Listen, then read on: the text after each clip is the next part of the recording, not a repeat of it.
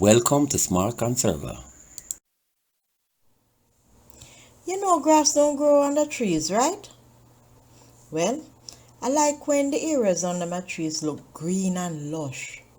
So I plant things around and under my trees to give it that green look. I plant a ground cover and other plants that like the shade. Some of them even bloom some lovely colors. Well, there's an area under my mango tree where at times we have to step on this ground cover.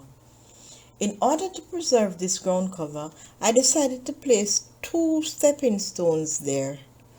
These stepping stones that I wanted could not be too big. It had to be just right for the space. Yet, it had to give the space that appeal. I decided to brainstorm. I could have bought a ladybug stepping stone I saw online, but it would throw up my theme. I wanted something yellow. I decided to make a footprint stepping stone and use the yellow oxide that I have in the concrete mixture. As usual, I'm making the mold. For this mold, I used only cardboard, as I had to make a design for the toes and it would not work on the foam. I got a drawing of the foot with the toes clearly marked out. So I traced it on the cardboard and cut it out. I did not cut out where the toes were. For the sides to keep the mixture in, I cut strips of cardboard, no more than 2 inches in width, but the length was the entire box. I used the entire box because I was not sure how much it would take and I didn't want to have pieces on the mold because I feared that if I taped that, it would go loose when the concrete mixture was in. What I did, I carefully taped this strip around the shape of the foot cut out on the cardboard. When applying the tape, make sure the bottom of that mold everywhere is taped. You need to ensure that it is secured. For the inside of the mold, you can tape periodic spots because you already taped the bottom, so it's more secured. The top is just to provide reinforcement. Now this was taped carefully around the shape of the foot cutout on the cardboard. Please, when applying the tape, take your time. Don't rush it. And make sure everywhere the cardboard used for the sides is taped securely. This will prevent, like I said, the concrete mixture from leaking out. So once I was finished, I wanted the toes to show. Remember I told you that I draw it out with a pencil? That I did. So what I did was to add the glue, use the glue gun and add the glue until it was about a 1/4 inch high. When I did it, I just wanted the toes to show on the concrete when it was finished for the finished product. Now what I did after that, I cut out the mesh to the shape, or as best as I could, to the shape of the toe, the foot mold.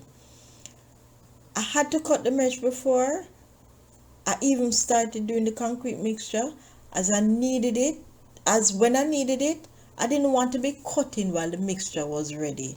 And also I had to be checking to ensure that the mesh was cut just right. So it's now time for mixing. I mix yellow oxide to the concrete mixture, then add water to make the mixture. I did not make the mixture runny, as my mold was made of cardboard and I didn't want the cardboard to get soft quickly as a result.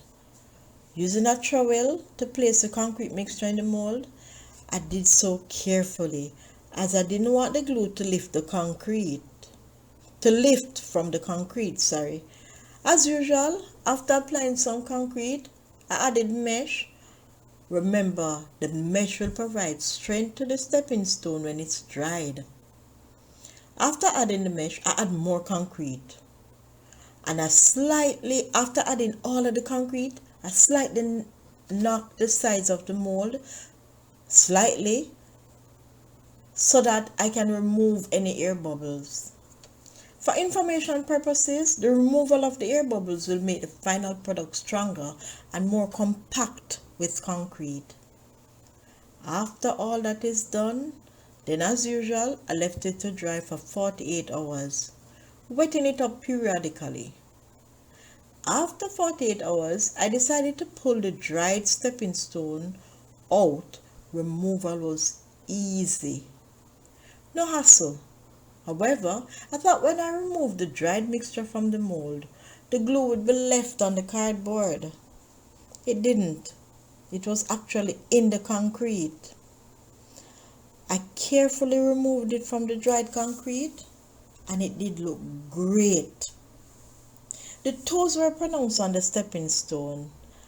I allowed it to dry some more for about another 24 hours. This time, right side up.